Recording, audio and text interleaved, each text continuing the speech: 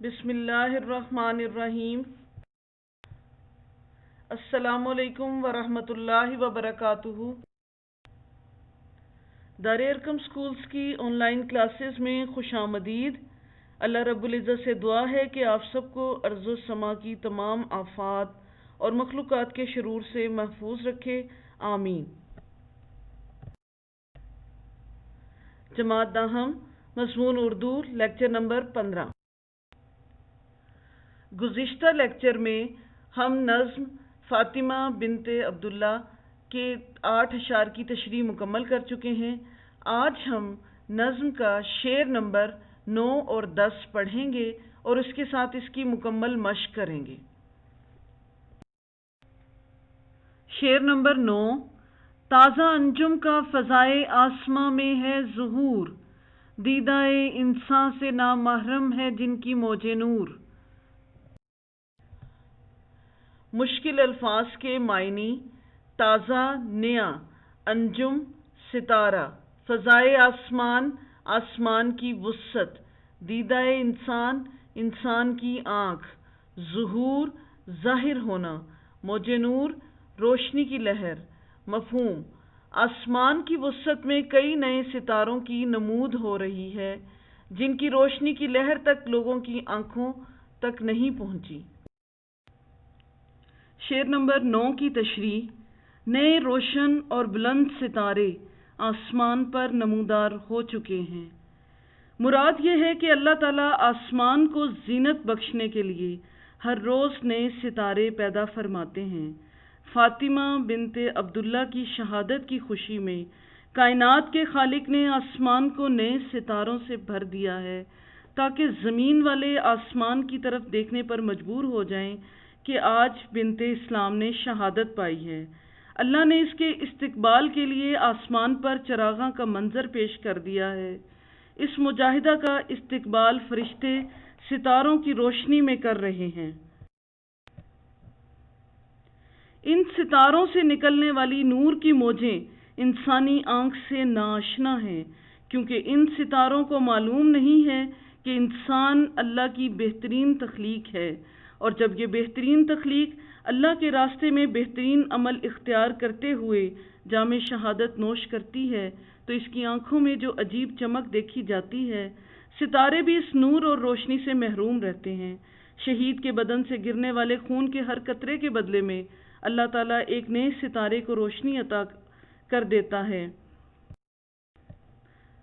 اصل میں شاعر فاطمہ بنت عبداللہ کو خراج تحسین پیش کر رہے ہیں کہ تو نے جس بہادری اور جاں بازی کا مظاہرہ کرتے ہوئے اللہ کے راستے میں اپنے آپ کو قربان کر دیا ہے، ایسی مثال دنیا کی تاریخ میں ڈھونڈنا ناممکن ہے۔ مطلب یہ ہے کہ اب اندھیری رات میں بھٹکنے کی ضرورت نہیں۔ آسمان پر روشن ستارے نمودار ہو چکے ہیں جو اندھیری رات میں رہنمائی کا کام دیں گے۔ اب قوم میں آزادی اور ترقی کی تڑپ پیدا ہو چکی ہے، اس کا مستقبل روشن ہے اور وہ اپنا کھویا ہوا مقام حاصل کرے گی۔ عقابی شان سے جھپٹے تھے جو بے بالوں پر نکلے، ستارے شام کے خونے شفق میں ڈوب کر نکلے۔ شعر نمبر 10۔ جن کی تابانی میں اندازے کہن بھی نو بھی ہے، اور تیرے کوکب تقدیر کا پرتو بھی ہے۔ مشکل الفاظ کے معنی: تابانی چمک روشنی، کہن پرانا، نو نیا، کوکب تقدیر قسمت کا ستارہ، انداز طرز، پرتو عکس۔ مفہوم: جو ستارے زمانے کے ظلمت کدے سے ابھی ابھر رہے ہیں، ان میں پرانی طرز کی روشنی بھی ہے اور نئی طرز کی بھی، ان میں تیری قسمت کے ستارے کا عکس بھی ہے۔ شعر نمبر 10 کی تشریح: یہ نئے ستارے جو آسمان پر نمودار ہو رہے ہیں، ان کی روشنی اور چمک دمک میں نیا انداز بھی ہے اور پرانا بھی۔ خاص بات یہ ہے کہ تیری تقدیر کے بڑے روشن ستارے کا عکس اور نور بھی ان ستاروں پر پڑ رہا ہے، یعنی یہ ستارے تیری تقدیر کے بڑے اور روشن ستارے سے روشنی حاصل کر رہے ہیں۔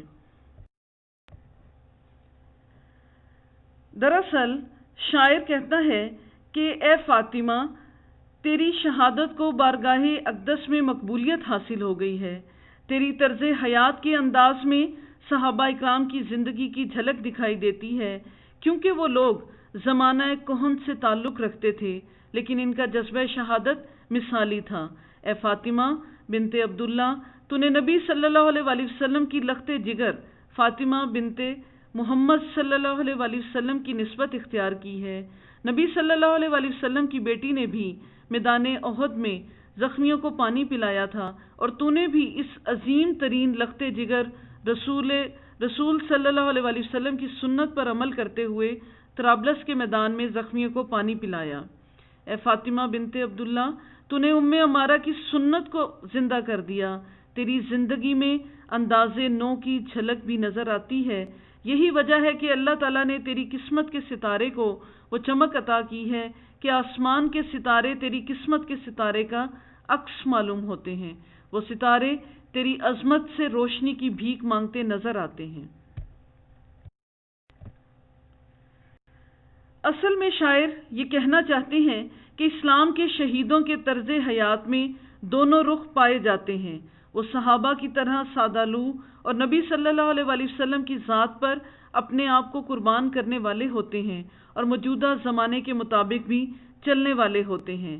آسمان کے ستارے بھی ان کے خوبصورت چہروں سے روشنی مستعار لیتے ہوئے دکھائی دیتے ہیں۔ اب یہی بات ہے کہ مسلم قوم اسی جذبہ و جہاد اور اثار سے کام لے کر دنیا میں اپنا اور ملت کا نام روشن کرے گی۔ افراد کے ہاتھوں میں ہے اقوام کی تقدیر، ہر فرد ہے ملت کے مقدر کا ستارہ۔ شعر نمبر 9 اور 10 کی تشریح مکمل ہوئی۔ اب ہم نظم کی مشق کریں گے۔ مشق میں سب سے پہلے مختصر سوالات کے جوابات۔ سوال نمبر 1، برسے ہوئے بادل سے کون مراد ہے؟ جواب، اس سے مراد ہے بے عمل مسلم قوم جس کا جذبہ عمل سرد پڑ چکا ہے۔ سوال نمبر 2، شاعر نے نظم کے پہلے شعر میں مرحومہ کو کیسے خراج تحسین پیش کیا ہے؟ جواب، شاعر نے زبردست خراج تحسین پیش کیا ہے کہ اے فاطمہ، تو اس بے عمل مسلم قوم کی آبرو ہے، اور تیرا خمیر اس مٹی سے اٹھا ہے جس کا ذرہ ذرہ معصومیت کا حامل ہے۔ سوال نمبر 3، فاطمہ کو راکھ میں دبی ہوئی چنگاری کیوں کہا گیا ہے؟ جواب، چونکہ فاطمہ بنت عبداللہ حب الوطنی اور شہادت کے جذبے سے سرشار تھی، اور جام شہادت پی کر وہ وقت کی آبرو بن گئی جو بے عمل تھی، اس لیے شاعر نے فاطمہ کو راکھ میں دبی ہوئی چنگاری کہا ہے۔ سوال نمبر 4، نظم میں تازہ انجم کے ظہور سے کیا مراد ہے؟ جواب، اس سے مراد یہ ہے کہ آسمان کی فضا میں نئے ستارے طلوع ہونے کو ہیں، جن کی چمک دمک سے ہر سو اجالا ہو جائے گا، یعنی امت مسلمہ کی نشاط ثانیہ مراد لی گئی ہے۔ سوال نمبر 5، آنکھ کی شبنم افشانی سے کیا مراد ہے؟ جواب، اس سے مراد آنسو بہنا ہے، یعنی غم میں شدت سے آنسوؤں کا بہنا۔ سوالات کے جوابات مکمل ہوئے۔ اب سوال نمبر 3 دیکھیے۔ متن کو ذہن میں رکھ کر درست جواب پر ٹک کا نشان لگائیے۔ الف، نظم فاطمہ بنت عبداللہ کس شاعر کی تخلیق ہے؟ نمبر 1، علامہ محمد اقبال۔ نمبر 2، حفیظ جالندھری۔ نمبر 3، ظفر علی خان۔ نمبر 4، احسان دانش۔ نمبر 1 اس کا درست آپشن ہے علامہ محمد اقبال۔ ب، یہ نظم کس مجموعہ کلام سے لی گئی ہے؟ نمبر 1، بانگ درا۔ نمبر 2، بال جبریل۔ نمبر 3، ضرب کلیم۔ نمبر 4، ارمغان حجاز۔ نمبر 1، بانگ درا اس کا درست آپشن ہے۔ جیم، فاطمہ بوقت شہادت کس فرض کی ادائیگی میں مصروف تھی؟ نمبر 1، پانی پلانے میں۔ نمبر 2، مرہم پٹی کرنے میں۔ نمبر 3، مریضوں کی دیکھ بھال کرنے میں۔ نمبر 4، نماز پڑھنے میں۔ نمبر 1 اس کا درست آپشن ہے پانی پلانے میں۔ دال، شاعر نے فاطمہ کو حور کہا ہے۔ نمبر 1، صحرائی۔ نمبر 2، ارضی۔ نمبر 3 آسمانی، نمبر 4 جنت، نمبر 1 اس کا درست آپشن ہے صحرائی۔ ہے اپنی خاکستر سے شاعر کی کیا مراد ہے؟ نمبر 1 سرزمین طرابلس، نمبر 2 سرزمین پاک و ہند، نمبر 3 امت مسلمہ، نمبر 4 سرزمین سیالکوٹ۔ نمبر 1 اس کا درست آپشن ہے سرزمین طرابلس۔ سوال نمبر 4 درج ذیل الفاظ پر اعراب لگا کر تلفظ واضح کریں۔ پہلا لفظ ہے سکائی، خاکستر، نشاط، جسارت، ذرہ، تربت، سپر۔ سوال نمبر 5 دیدہ انسان سے شاعر کی کیا مراد ہے؟ اس سے مراد انسانی شعور اور بصیرت ہے۔ سوال نمبر 6 نظم کا متن ذہن میں رکھ کر مصرع مکمل کریں۔ الف ذرہ ذرہ تیری ڈیش خاک کا معصوم ہے، ذرہ ذرہ تیری مشت خاک کا معصوم ہے۔ بے یہ جہاد اللہ کے رستے میں بے ڈیش و سپر، یہ جہاد اللہ کے رستے میں بے تیغ و سپر۔ جیم ہے جسارت آفریں شوق شہادت ڈیش، ہے جسارت آفریں شوق شہادت کس قدر۔ دال رقص تیری خاک کا کتنا ڈیش ہے، رقص تیری خاک کا کتنا نشاط انگیز ہے۔